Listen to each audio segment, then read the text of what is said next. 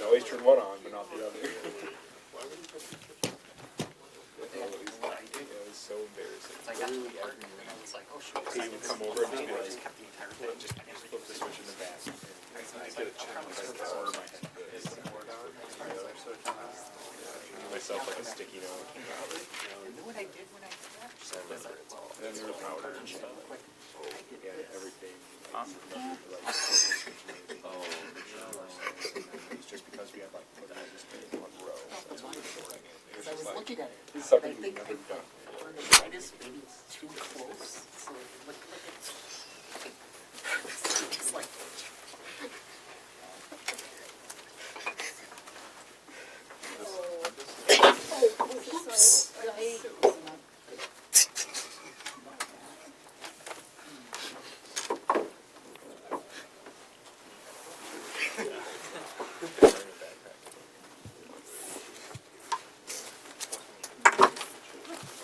Yeah, no, like, you have to sit down in a chair.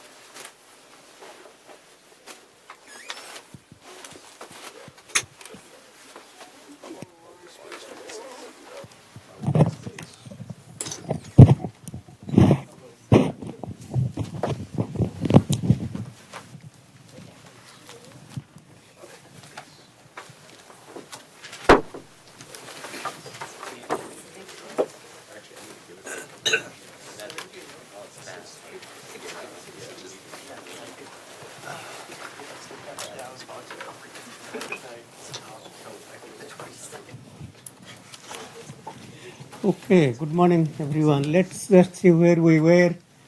I think we should find out where we are and what we were studying before the exam. So,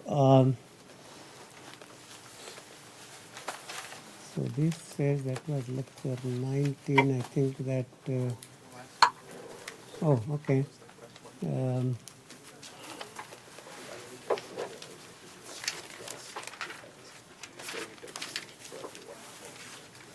Okay.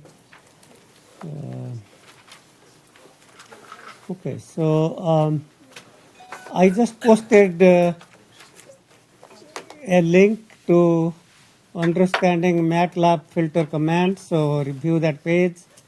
That page tells you typically how to design these filters. But the two commands, so okay, there are three commands that I guess would be of interest: the so-called FIR1 and FIR2, and the FIRLS, the least squared.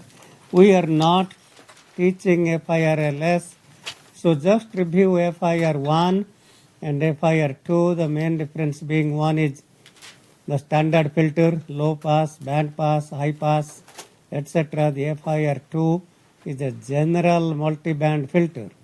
So we could take a little look about those things, but let's go back to our notes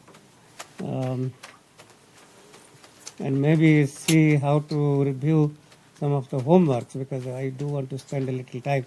But before I do that, are there any questions of any kind?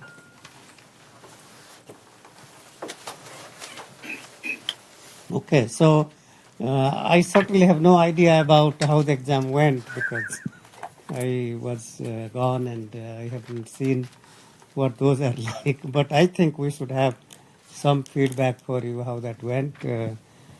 Obviously, you all know how you did, but you don't know how the class did and where you stand in the class. That's more important to know. Okay, we'll find those things out next week. I will talk more about, maybe we'll walk through the solutions next class a little bit, not completely, but okay. So, this is, I think, our main slides. So let's go through where I stopped with this. Okay, so we started by talking about how to design simple filters, and that's kind of simply taking the inverse discrete time Fourier transform and then truncate that. So, for example, in this particular example, to design a low-pass filter with cutoff frequency 0.5 pi, if you just want to see what that looks like, So let's see. So that's simply the sinc function sine omega c n by n pi, where omega c is 0.5. So you can program that by sinc 0.5.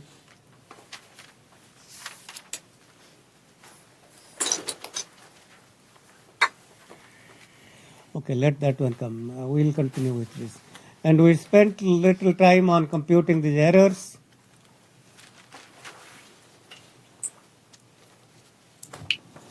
I don't know what's going on here, but command window, okay.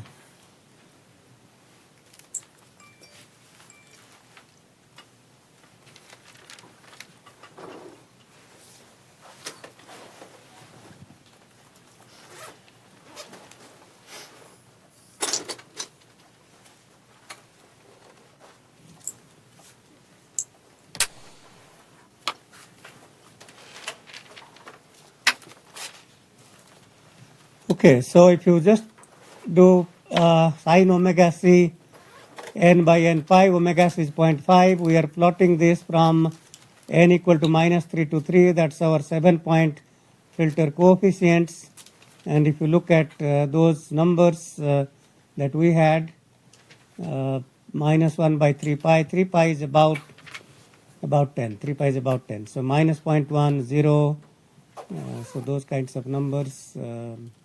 So that's, and then if you want to see what the response looks like, you can just see the magnitude response and the phase response.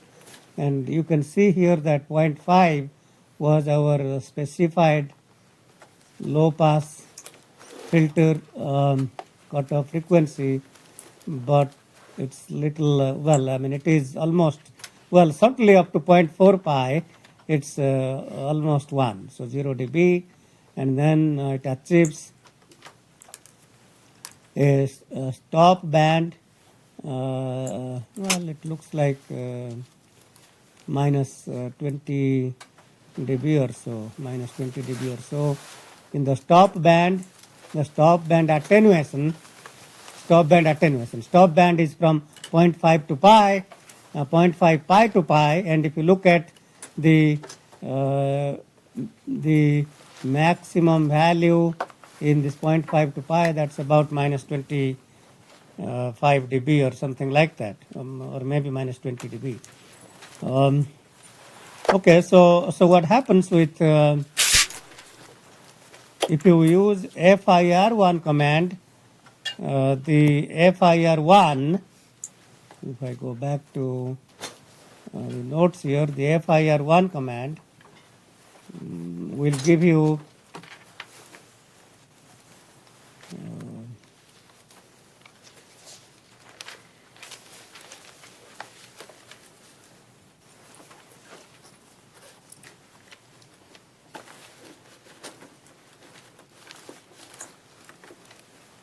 let me go to FIR1. So the FIR1 command, if you just type n, wn, okay, n is, in our case, n is 6, because we are designing a 7-tap, 6th order filter, and wn is the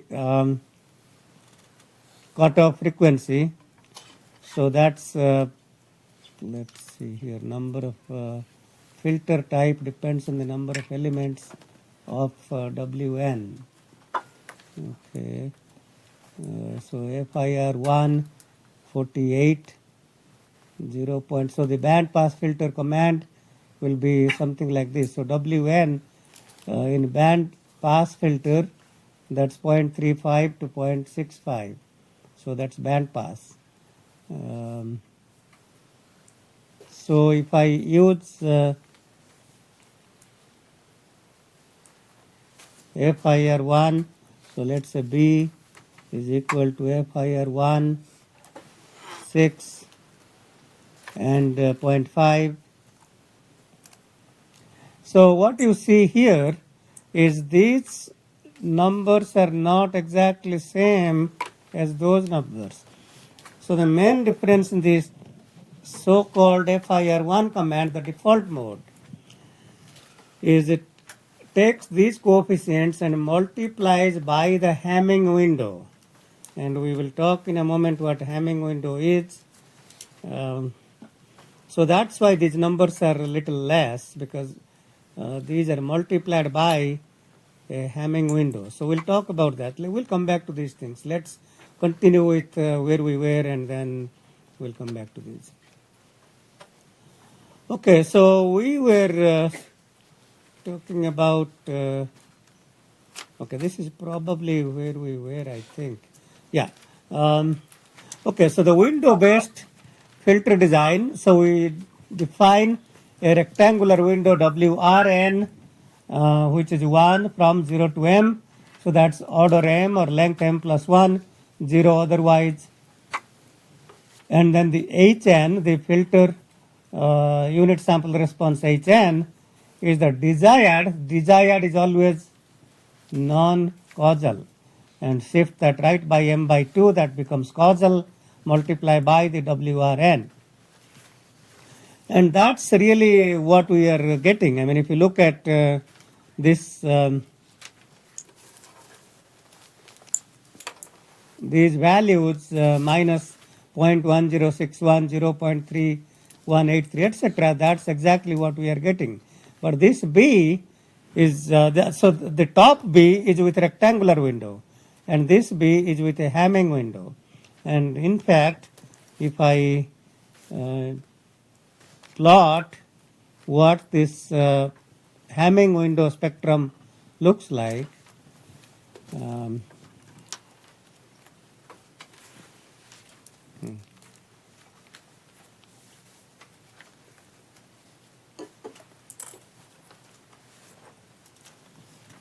0.5 pi, that's certainly minus, okay, 0.4 is already minus 2 or 3 dB. Okay, and what about the stop band? Well, okay, that's, I'm not sure what to make sense of that, but let's, so what exactly are we trying to accomplish? So when we take this HD and multiply by the rectangular window, what is this discrete time Fourier transform that I was trying to plot? H e to power j omega, which is the discrete time Fourier transform of Hn, is not really, okay, so let me explain this briefly, and then we will go back to the notes. So let me spend a little time talking about why the windows are so critical to us. So whenever we take Hn is equal to sum HD n minus m by 2 times some window Wn, and that window could be in the so-called rectangular window WR. So if this is rectangular window, and then that is indeed exactly same as the Fourier series method. But if we multiply by another window, then that would not be Fourier series method. So what is the frequency response of this filter? And if you look at what we are trying to accomplish, we are of course taking the non-causal filter, keeping m by 2 to the left, m by 2 to the right, and then truncating that. So WR means truncating that, and then shifting that to the right. So it's simply stated, the transfer function, or h e to power j omega, is hd hd e to the power j omega times e to the power minus j omega m by 2. So that is the transfer function, or the dTft of that quantity, convolved with the WR rectangular spectrum, WR e to power j omega. So if we have the this quantity as product of x times y, the dTft of this would be the convolution 1 over twice pi times the convolution of x e to power j omega with y e to power j omega. That's the property of the DTFT. So x convolved with y DTFT is 1 over twice pi x e to power j omega convolved with y e to power j omega. Okay, this is time domain, this is frequency domain, and this is a DTFT property. So we can then say that is equal to 1 over twice pi, and the convolution, if we take the convolution integral with respect to variable theta, then this will be hd e to the power j theta e to power minus j theta m over 2 times wr e to power j omega minus theta d theta. So that is the Fourier transform, and this is really the spectrum of the window plays an important role, because it is not simply that we are taking the truncated spectrum. So the truncated spectrum depends on the window transform, and the window transform is very much dependent on the type of window and the length of the window. So that's why it's very important for us to understand how we can in fact change this HN completely and improve its properties by we can control the things like pass band ripple, stop band ripple, and those kinds of things by controlling the window WR. So let's spend a little time on what the filter properties are that we are interested in. Okay, so in general, whenever we try to design, let's say, an ideal low-pass filter,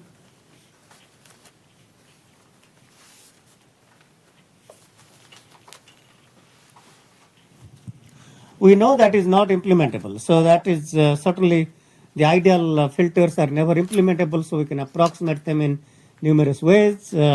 One way to approximate them is to take the inverse DTFT and then multiply by different kinds of window functions.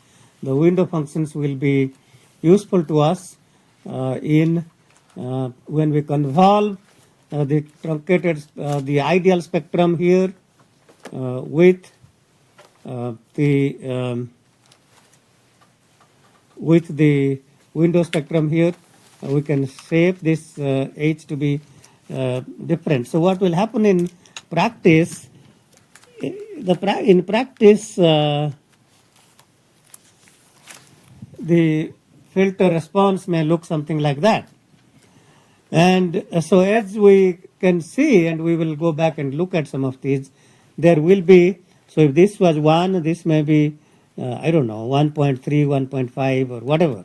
So let's say this is 1 plus delta, this is 1 minus delta.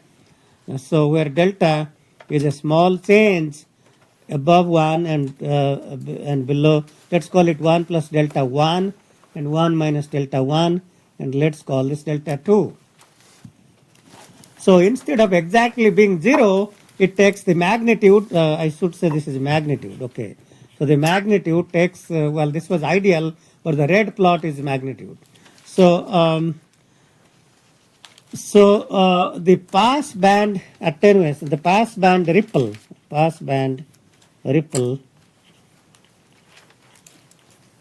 will be 20 log delta 1. Why is it 20 log delta 1? Remember, whenever we talk about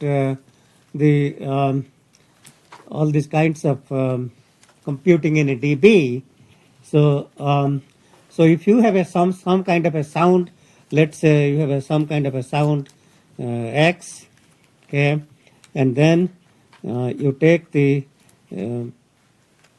magnitude of X, okay, and then you take the log magnitude of X squared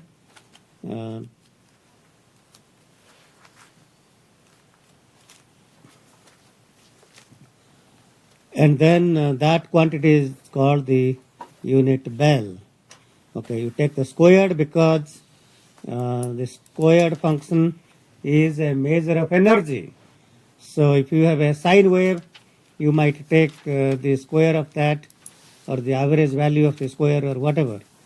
So that's and then multiply by 10 log of the magnitude squared, and that's called decibel or dB, named after none other than the Alexander Graham Bell. So dB basically it means that 10 multiplied by the intensity in a log scale. So the intensity is proportional to amplitude squared to indicate that it's some function of energy. Okay.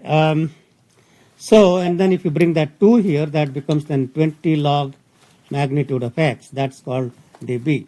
So if I plot this in magnitude plot, then 20 log delta 1 will be the pass band ripple. And if you want to find the stop band attenuation,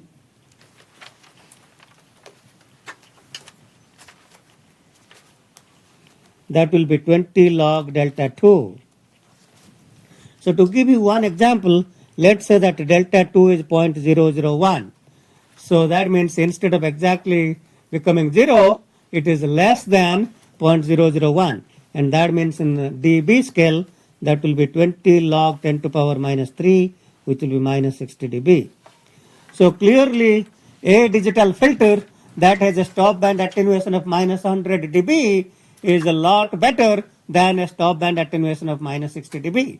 Because if it is minus 100 dB, that will be 10 to power minus 5 instead of 10 to power minus 3. So these kinds of numbers are of interest to us because we are interested in what is the maximum deviation from the desired value of 1 in the pass band and in the stop band. And one other thing that is of interest to us, so in general, we might be interested in designing a digital filter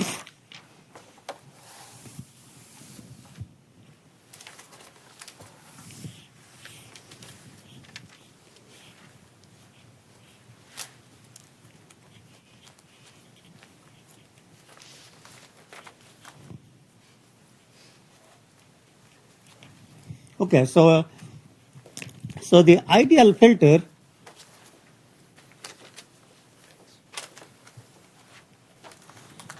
might be approximated something like this, and if this was 1, and let's say it lies between 1 plus delta 1 and 1 minus delta 1, and stop band value is delta 2, and so let's say as an example, this is omega c, or omega 1, let's call it omega 1 and this is omega 2.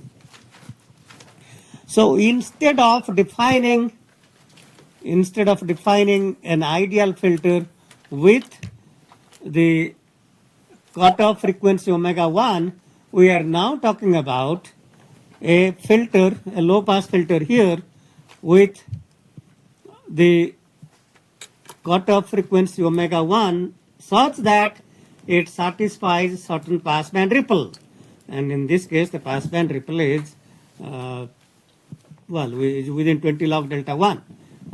If it is it satisfies a stop band constraint of between some 20 log delta 2, and this band here between omega 1 to omega 2 is what is known as transition band, and that means we really don't care about what the filter is doing in that band.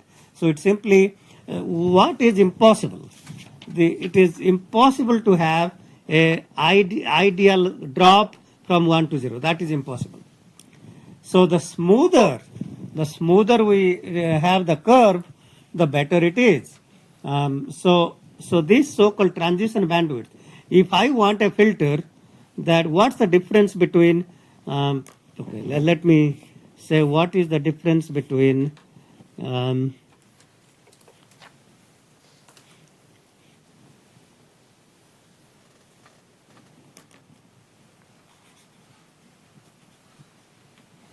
this filter and that filter.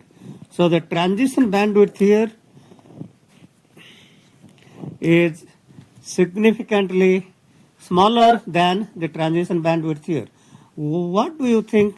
How do you think the transition bandwidth affects the filter design process? So which filter design is harder? this is harder than that. What does that mean? What do I mean by design is harder? So the order of the filter n is inversely proportional to 1 by transition bandwidth. If we call this transition bandwidth,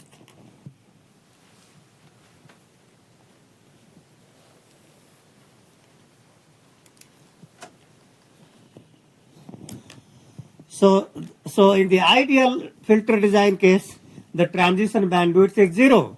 We are interested in dropping the magnitude ideally from 1 to 0 right away. So if that transition bandwidth is 0, well, you need an infinite order filter. But as I allow a wider transition bandwidth, then the filter can be implemented with smaller length or lower order. So designing this filter, designing a filter to meet this spec with a small filter. So if I'm going to have same spec delta 2 in both cases and delta 1 in both cases, this will require a higher order filter than that. And if I try to design both of these with same order filter, clearly this approximation is going to be worse, because if this stop band attenuation is delta 2, I don't know, this might be 5 times delta 2, a lot more stop band attenuation. So am I making sense about these simple basic common sense things? Okay, so these are, these, I mean, you can read the textbook, but it's good to understand some very basic things. Okay, so let's then go back to the slides and see if we can continue where we are from that. So I talked about the spectrum or the transfer function of the filter or the discrete time Fourier transform is in fact the convolution of the ideal HD. Well, that phase function comes because of the shifting and making it non-causal and the rectangular window spectrum. So let's spend a little time on understanding what exactly is this WR e to the power j omega. What is the spectrum of a rectangular window?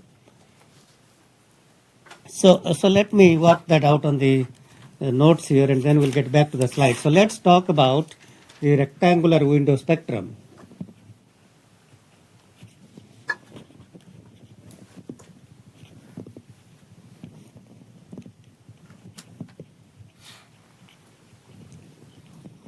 So I have a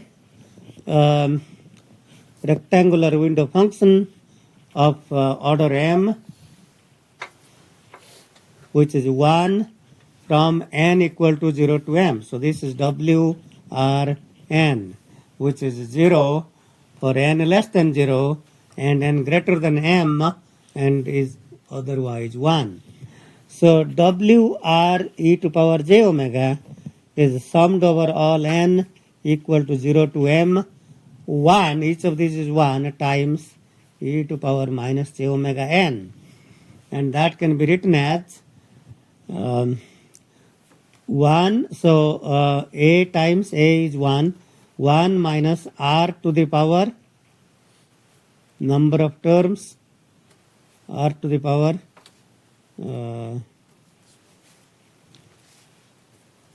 divided by 1 minus r. Okay, so the number of terms is m plus 1, and the best way to simplify this, if you recall, think of this as e to the power j0, take the average of these coefficients, and the average of 0 and omega times m plus 1 will be omega times m plus 1 by 2, with that taken outside a bracket. Then we are left with e to the power plus this minus e to the power minus that, and that will be 2j sine omega times m plus 1 by 2. I have skipped one step, and same here, e to the power minus j omega by 2 taken outside a bracket, 2j sine omega by 2. Okay, I have skipped one step here. Basically, we are taking e to the power minus j omega by 2 outside. This becomes e to the power plus j omega by 2 minus e to the power minus j omega by 2. e to the power j theta minus e to the power minus j theta, 2j sine theta, 2j cancelled out. This omega by 2 comes to the numerator and cancels that plus 1. And then we have this phase function e to the power minus j omega m by 2 times sine omega m plus 1 by 2 by sine omega by 2. Okay, so that is indeed the spectrum of the rectangular function. And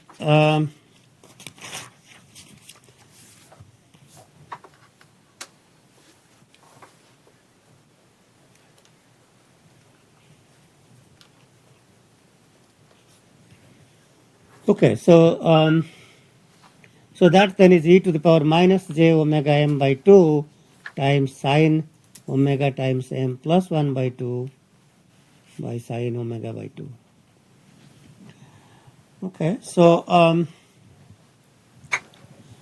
what if we plot this? What do you think it looks like? So let's not worry about the phase. So WR magnitude. So this any complex exponential magnitude is 1, and this is going to be sine omega m plus 1 by 2 by sine omega by 2 magnitude. Okay, so now what is the value at omega equal to 0? Any volunteers? What is the value of this rectangular spectrum, magnitude of the rectangular spectrum at omega equal to 0? So remember, at omega equal to 0, think about sine theta is equal to theta. Okay, yeah, question, go ahead. Is it m plus 1? Yeah, so sine theta is theta. So this is numerator is simply omega times m plus 1 by 2. Denominator is omega by 2. Omega by 2 cancels out. So the WR magnitude is equal to m plus 1. Okay, so that's the magnitude at omega equal to 0. Now where is the first 0 of this function? So when does this become 0? So this becomes 0 when this thing has to become n pi. So sine n pi, sine integral multiple of pi is 0. So any 0 for this rectangular spectrum to be 0, this must be some multiple of pi. So that suggests the first 0 is going to be take n equal to 1. So that's going to be 2 pi by m plus 1. So this is with n equal to 1. The next 0, second 0 will be at omega equal to, take n equal to 2, 2 times 4, 2 times 2 is 4, 4 pi by m plus 1. So if we plot the spectrum, the magnitude of the spectrum at omega equal to 0 is going to be m plus 1, and then it's going to oscillate, well, not exactly oscillate, but it's going to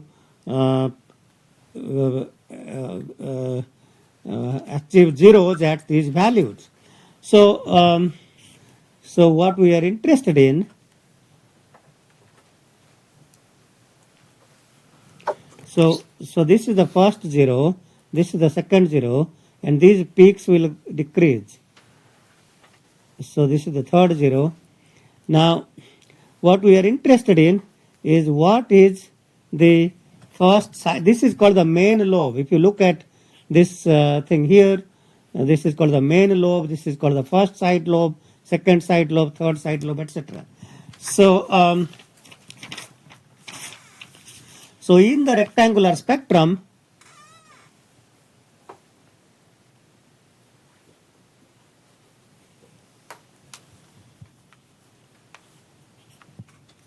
the main lobe width,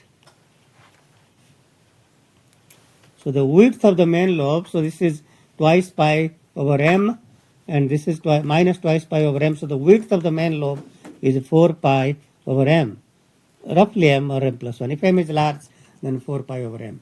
So as we, imagine this, as we increase the length of the filter and m increases, the main lobe width shrinks.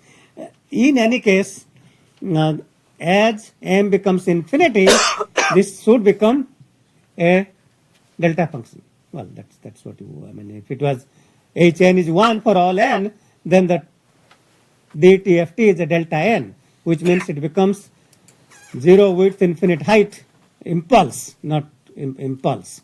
So that value m plus 1 in fact approaches infinity, that becomes the infinite height. 0 width, and of that height the area of that integral will be 1. Okay, so that's the main lobe width. And what about we are interested in first side lobe peak. So we know that the first side lobe lies between these two zeros, which is twice pi over m, m plus 1 and 4 pi over m plus 1. So the peak is going to happen right at the middle, which is going to be 3 pi over m plus 1. So that's going to be the value of the spectrum at omega equal to 3 pi over m plus 1. And if I go back and find out our expression for WR and substitute omega equal to 3 pi by m plus 1. So m plus 1 cancels out. We get the numerator becomes sine 3 pi by 2. And sine 3 pi by 2 magnitude is 1. So that's going to be 1 divided by sine 3 pi by 2 times m plus 1. So magnitude of that. So that's going to be first side lobe peak. Okay, so and if m is large,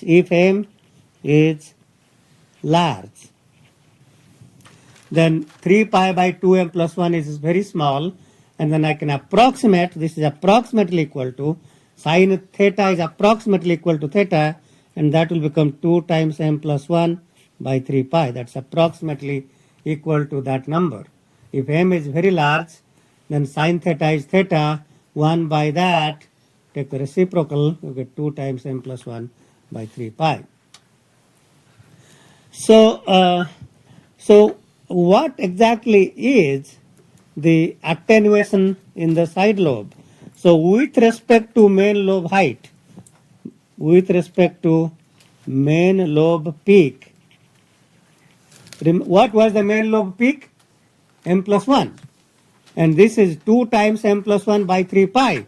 So if we take what is the attenuation in the side lobe, first side lobe with respect to the main lobe peak, that will be 20 log m plus 1, that's the main lobe peak, divided by 2 times m plus 1 by 3 pi, and m plus 1 cancels out. That's approximately equal to 20 log 3 pi by 2. 3 pi is about 10. 10 by 2 is about 5. Log 5 is about 0.7. So that's about 14 dB. So that's about 14 dB. I think it's 13 point some dB. 13 point some dB, okay? 13.6 or something like that. Okay, so that's what is the first side lobe peak. First side lobe peak is about 13 dB below the main lobe peak. And when we take the convolution of the ideal filter and the spectrum of the rectangular window in this case, let's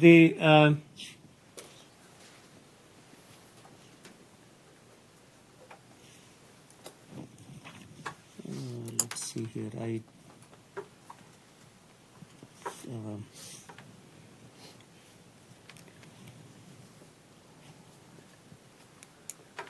okay, so what we are interested in,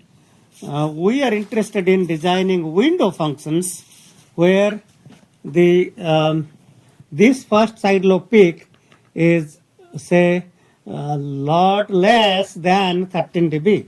So the rectangular window is the worst window you can think of. Well, I mean, the first side lobe peak is only 13 dB below the main lobe peak. And if we are interested in designing filters such that the stop band attenuation is 60 dB or below, well, certainly the rectangular window is not going to be able to meet those spectrum, those specifications. So we are interested in other kinds of window functions that might be of more interest than the rectangular window. So the rectangular window indeed is the worst window with respect to constrained filter design with stop band attenuation constraints. So, okay, so what happens? Okay, you can say, okay, well, the rectangular window is achieving 13 dB. First side lobe peak is 13 dB below the main lobe peak. But so what happens if I take the two rectangular windows and multiply and convolve them, so I get a triangular window. So if I get a triangular window, remember the triangular window spectrum, so rectangle convolved with rectangle is a triangle. So which means the triangle spectrum dTFT of the triangle function is going to be the square of the dTFT of the rectangular function.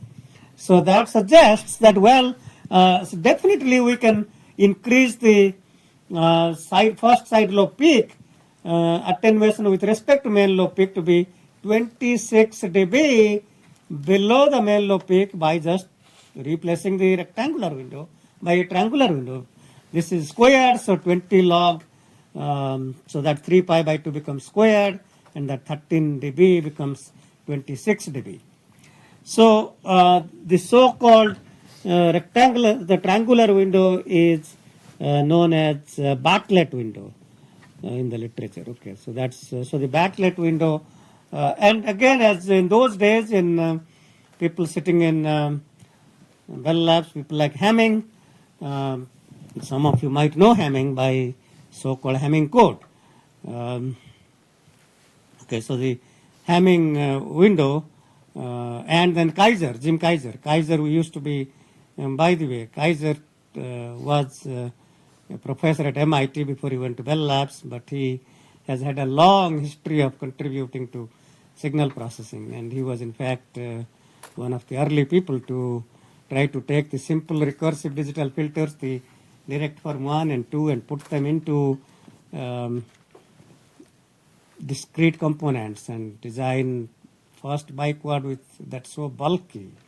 And Kaiser was doing all of those things, and there is Kaiser window that achieves one of the best stop band attenuations.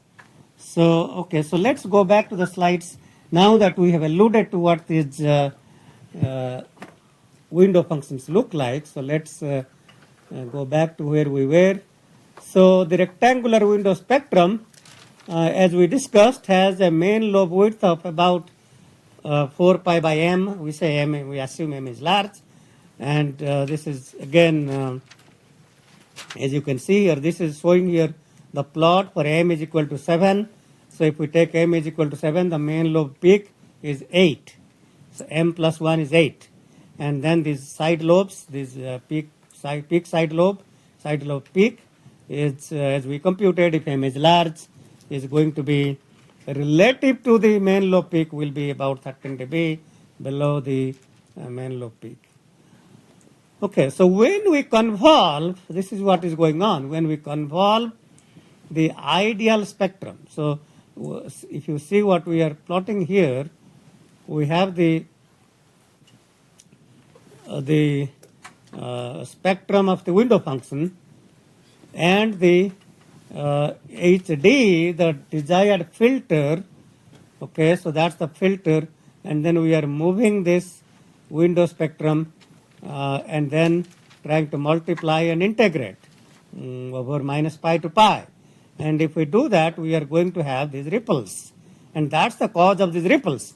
Anytime you truncate the window function, that simply means in the transfer function domain, that leads to a convolution between the so-called ideal filter and the truncated window spectrum and the window spectrum.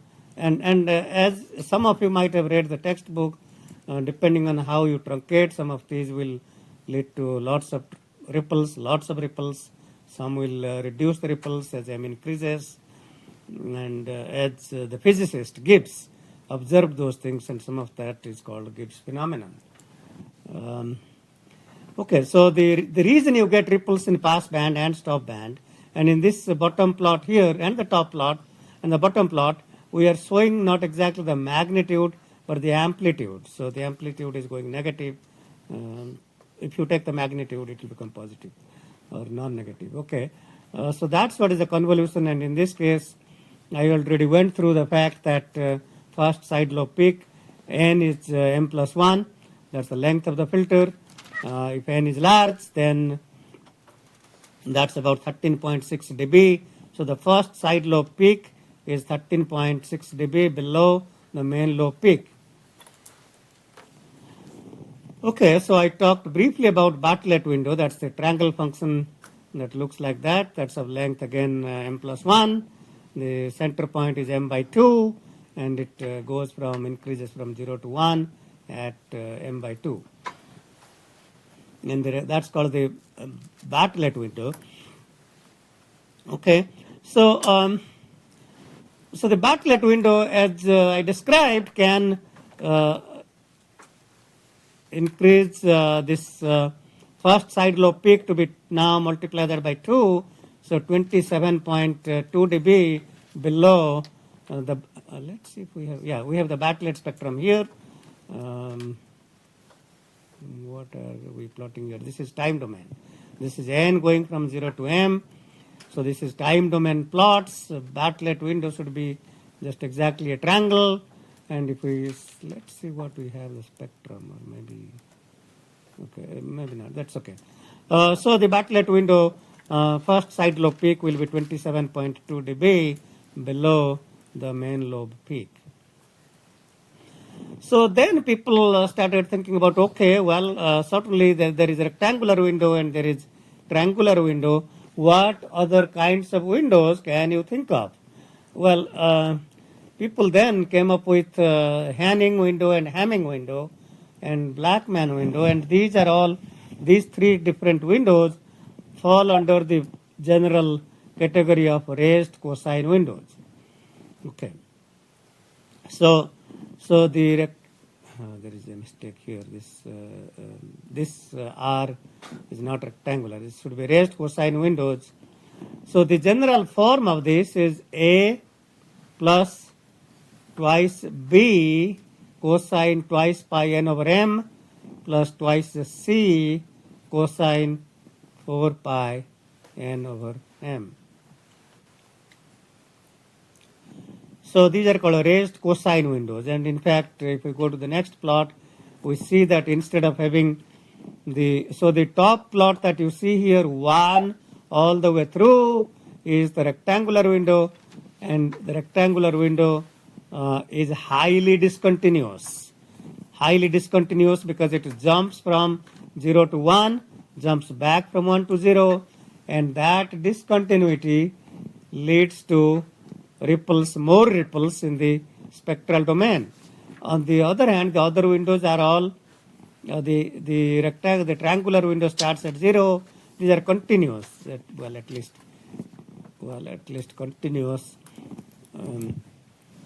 Continuous to some extent, not as continuous as in the sense that it would be continuous with respect to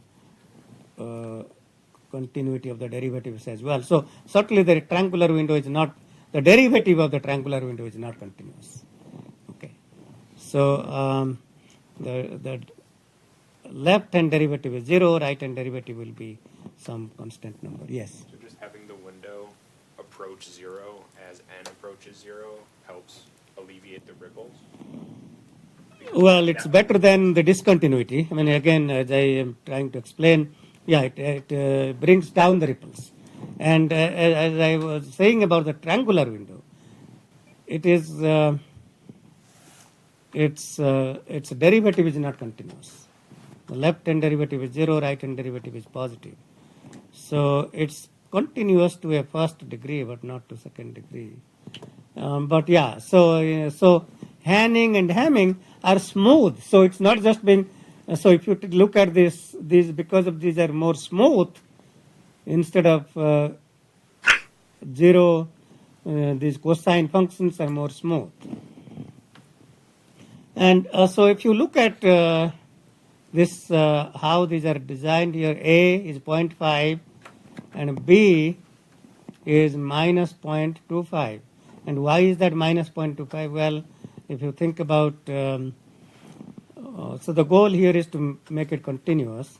And if I'm going to make it continuous, then if you substitute n equal to 0, then the value becomes a plus 2b plus 2c, and in the Hanning window c is 0, so 0.5 plus 2 times minus 0.25 is 0, and the Hanning window is continuous. The Hamming, on the other hand, will be 0.4 times 0.4 plus 2 times minus 0.23, and that's not going to be 0, that's going to be 0.08. So there will be some discontinuity, it will increase from 0 to 0.08. And the Blackman window at n equal to 0 is going to be exactly 0. So the Blackman, so 0.42 plus 2 times minus 0.25 plus 2 times 0.04 is 0. So the Blackman window is 0 at n equal to 0. So if you look at the, this one starts at 0.08, which is the Hamming window, and the other two windows are n equal to 0 is 0. Okay, so those are all called raised cosine windows because of these cosine terms. Why are we interested in these windows? Because it so happens that just computing the IDTFT and truncating that, and instead of just truncating that, if we multiply by these window functions, then we can better control the pass band ripple and stop band ripple and so on. So as I described, the peak side lobe, relative peak side lobe is minus 13 dB. So, and if I take the Bartlett window, you multiply that by 2. Hamming, and Blackman, those further improve the first side lobe peak compared to the main lobe peak. So, for example, in Blackman window, the first side lobe peak is 57 dB below the main lobe peak. And if you look at the approximate width of the main lobe, which was 4 pi by m, in the Bartlett case, and that becomes 8 pi over m and goes to 12 pi over m. But this quantity here, the peak approximation error, so these are all obtained by a lot of empirical things, so we don't really need to go through proof of these. But what kind of window you pick depends on what stop band attenuation you are trying to achieve. So if I am interested in a stop band attenuation of 50 dB, minus 50 dB, then I can see that Hamming window is a good window because it goes to minus 53 dB. So depending on Blackman window achieves peak approximation error of 74 dB below the so 20 log delta, whatever the delta is, that's minus 74 dB.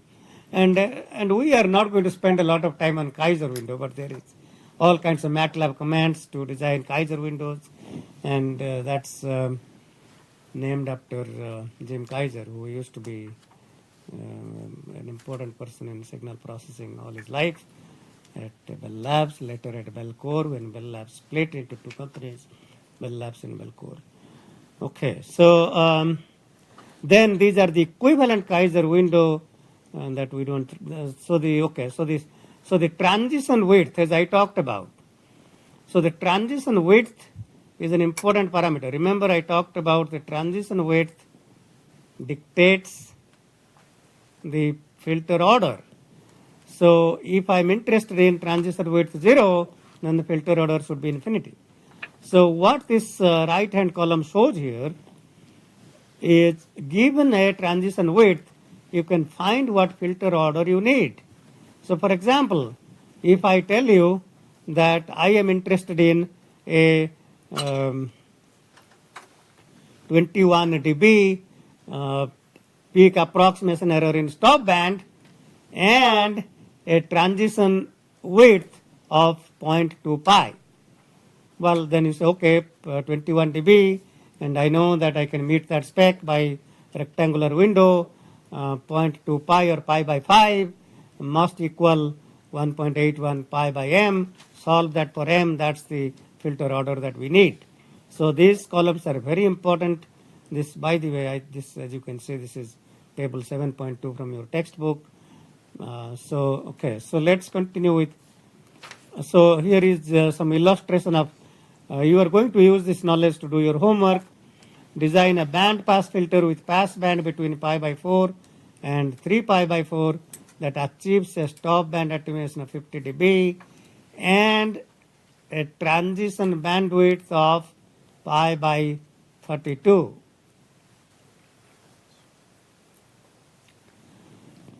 Okay, so you go back to the previous page and then it says, okay, I need 50 dB attenuation. So, so the attenuation here is Hamming window achieves 53 dB. So you can pick Hamming window, and then the transition bandwidth of a Hamming window is okay. I somehow think these numbers are not the transition width. Okay, I see. Okay, so these numbers I don't want you to use them because this is the transition width of equivalent Kaiser window and not of these windows. So what I think I may have done is let's see if we have posted. Probably I didn't post that page. Okay, let's do one thing. Let's go back to. I will post a page on what these actual transition bandwidths are of these windows.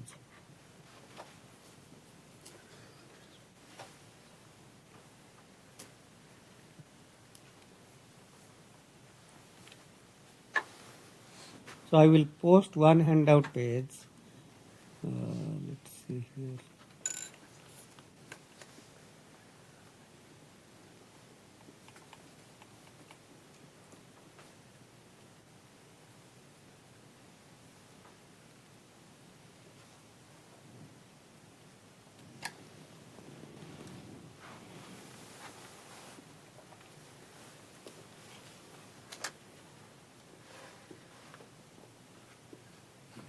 Maybe we'll go to the previous.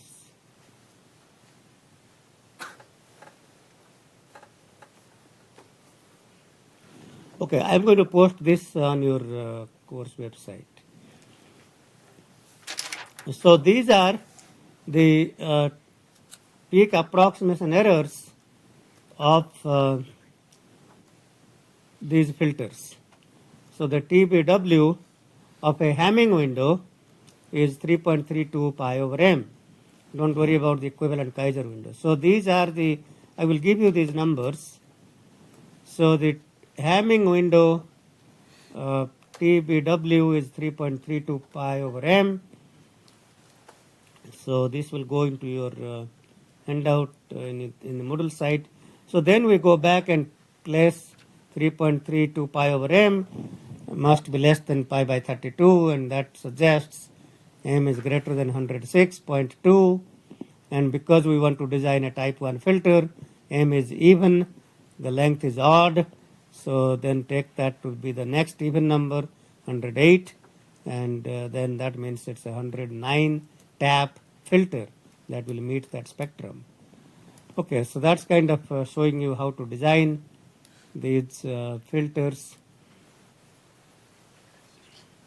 So, so in the homework, if you were to do this, you can just say that, okay, for the band pass filter, the ideal in the inverse DTFT is sine 3 n pi by 4 minus sine n pi by 4 by n pi. You have seen all these before the midterm exam. Yeah, go ahead. I'm sorry. Is there a reason why, like, we have different names for all these filters, even though, like, they're the same window, except the constants are changed around? That is a good question. Why are people naming these things? Well, that's what happens when you are first person to come up with very simple and Can't you just make like a Kashab filter with A, B, C being like, you can't any longer. I mean, in those days, if it was 1950s and 60s, well, I wasn't born then, but yeah, well, I mean, sure, at some point, that's why people have these names, and well, that's kind of how the field of research evolves. So, if you are going to be at the forefront of, if you are going to be training machine learning systems, and you come up with something first, and then today you can't have window functions, but you want to develop a deep neural network, you develop a new structure, then so for example this person was first to come up with Alex Krzyzewski, the AlexNet, and everybody today is training all kinds of images to recognize dogs, cats, trees, all kinds of things by using AlexNet. And surely today you are not going to have a filter window named after you, but you could have a deep neural network named after you if you come up with a structure of the neural network that's different from what's been proposed, and that seems to work well. And that's why you want to, those of you who are considering research and graduate school, you certainly want to work on some fancy, timely topics where you can have your names placed there. That's kind of that's how research goes, and Hamming window.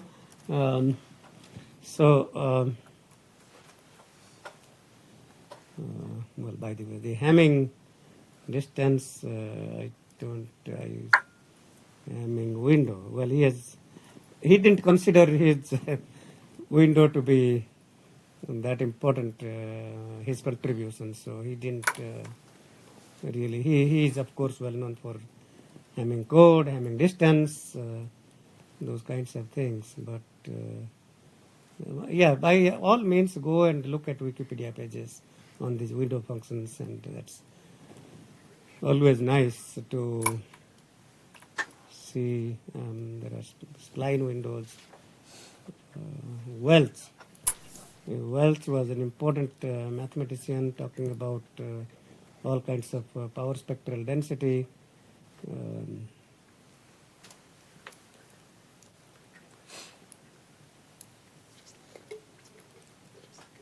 So Hamming window, Blackman window, you can see the number of windows. Nuttall window, Blackman, Nuttall, Blackman, Harris. We are actually touching upon just a few. Rife, Vincent, I haven't heard of those things because those are probably aren't programmed into MATLAB. Gaussian window. I was not done with all these windows. Tukey window, Tukey of Tukey, same person. Planck, Tepper window, Kaiser window. Sevisev. Okay, so much for your curiosity. Okay, so let's see where we were. So,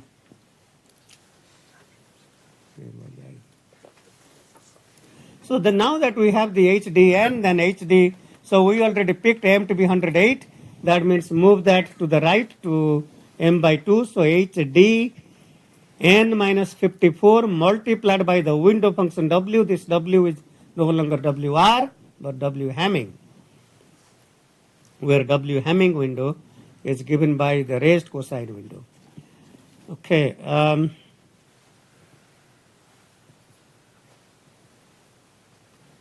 So what happens when you design FIR1 command? I was talking about why those. So the FIR1 command by default is giving you the coefficients multiplied by the Hamming window. So whenever you use FIR1, the default window used is not rectangular window, but Hamming window. So we see these numbers little less because of the Hamming window, which is the raised cosine. That's these are some constant numbers less than 1. That's why these numbers have come down. Okay. So, any other questions? Yes. So, in that, in this slide, when you Slide. say m equal to 10108, and you're shifting it by 54 samples, right? Yeah. So, how many samples should the window function have? Total number is m plus 1, 109. Total number is type 1, odd length, even order. So m is 108. N, the length is m plus 1.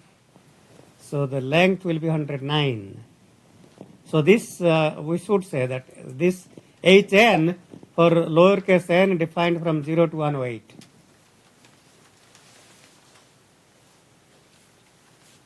Okay, so let's continue with this other filters. There are, okay, this is probably a good time to talk about a few other things. There are a couple of other filters that are of interest to us. And the so-called discrete time differentiator and Hilbert transformers. If you want to design a differentiator, discrete time differentiator, so in the continuous time case, we know the d by d dt, if the input is a continuous signal xt, the output is a dx dt, then the Laplace transform is going to be s, which means the s replaced by j omega will be given by h j omega, h e to the power j omega is j omega. So if we just take the magnitude to be, or not the exact to be j omega, then that's going to be linear plot here. So that's the derivative. By the way, as you can see here, the derivative is a high pass filter. It tries to attenuate low frequencies and amplify high frequencies. So again, if we take the inverse discrete time Fourier transform of h e to power j omega, then we can get hdn, which is 1 over twice pi integral minus pi to pi, then j omega multiplied by e to power j omega n d omega. So that is then, if you go through that integral, you can show that to be cosine n pi by n minus sine n pi by n squared pi. So if n is not 0, if n is not 0, if n is 1, 2, 3, any integer, but not 0, then sine n pi will be 0, then the hdn will be cosine n pi by n. Sine integral pi is 0. If n is equal to 0, then this becomes 1 by n minus replace sine theta by theta, n pi by n square pi, or n minus n by n square, that's 0. So the derivative filter in discrete time is given by hdn is 0 at n equal to 0 and cosine n pi over n otherwise for all n. And that's the desired filter. If you want to approximate that, multiply by window functions, you can do all those things. So that's derivative filter. Okay. Any question about the derivative filter? The so-called Hilbert transformer, how many of you have heard of Hilbert transform? Some of you. So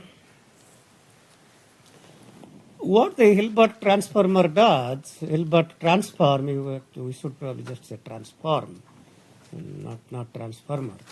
It takes a signal x and computes a complex signal. So it takes a real signal x and computes what is known as a complex analytic signal, x plus jx hat.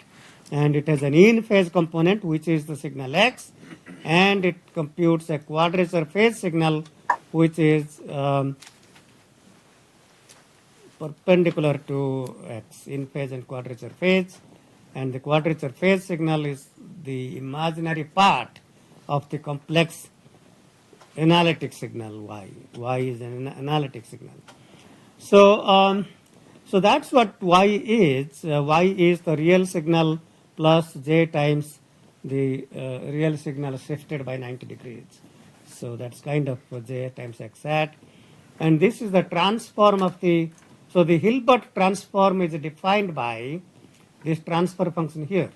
H e to the power j omega is minus j for 0 to pi and plus j from minus pi to 0. So if you want to think about it, shifting negative frequencies by 90 degrees in time domain and shifting by 90 degrees in the opposite direction for positive frequencies. So in any case, that is the transfer function of the Hilbert transform. Hilbert transform is defined as this transfer function h e to the power j omega given here. And we can compute the unit sample response HDN corresponding to the Hilbert transform. And that will be minus pi to 0, HD is j times e to the power j omega n, d omega minus 0 to pi j. So that's minus j from 0 to pi. And then if you compute that, we get 2 sine squared n pi by 2 by n pi. And then at n equal to 0, that's 0. D0 is 0. So if n is even, if n is even, then you can see that sine n pi by 2 for even n is 0. So HD, there is a small mistake here, that should be HDN in the last line. HDN is 0 for even n, and HDN is 2 over n pi for odd n. Because if n is odd, sine n pi by 2 is either plus 1 or minus 1. Take the square, that becomes plus 1. And that's called the unit sample response of the Hilbert transform. Okay. If you take the real signal x, then the y would be x plus j times x hat, where x hat is coming out of this Hilbert transform. Okay. Very important properties. Hilbert transform is very, very important in a number of things, particularly in understanding signals. So we have been looking at magnitudes and filter design to meet magnitude constraints.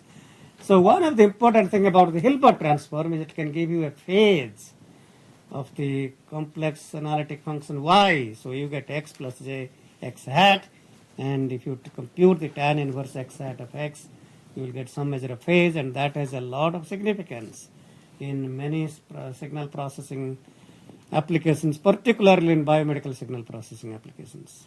Okay, you had a question, go ahead. Oh, so when you say HD of 0 is equal to 0 for n even or 2 over n pi for n odd, is that n instead of kind of the index variable, it's the length n? No. The length n is cap n. Oh, okay. So then that seems, isn't 0 considered even anyway? Okay, so no. I told you there's a mistake in the slide. So let me write down the correct expression. There is a mistake in that slide. So Hilbert transform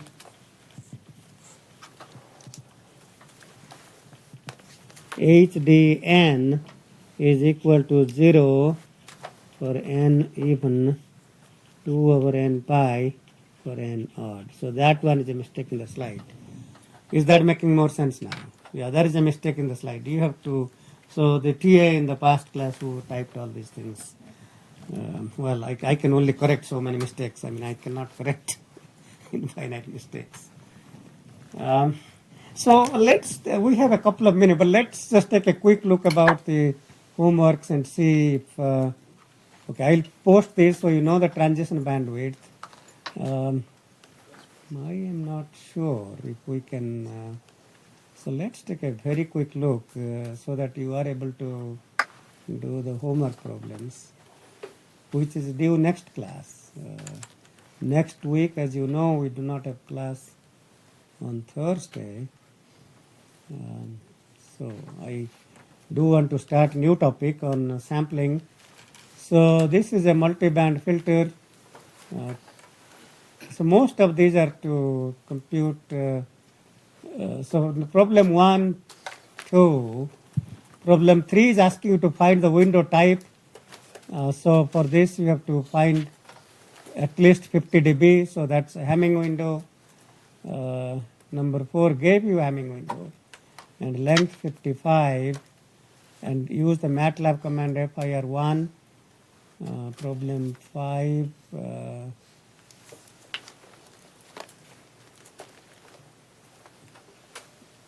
Band pass 0.2 pi to pi, 0.6 pi. So let's take a quick look. Stop band attenuation is at least 45 dB. So you will look at find the window type. Transition bandwidth pi by 16. That will give you the order of the filter. Print this by that sync function. Print the impulse response and plot your magnitude spectrum by using the frequency Z command. And this is just before midterm 1. Okay, so this is a good time to stop. We will start sampling and then move on to multi-rate. That's the last part of the class.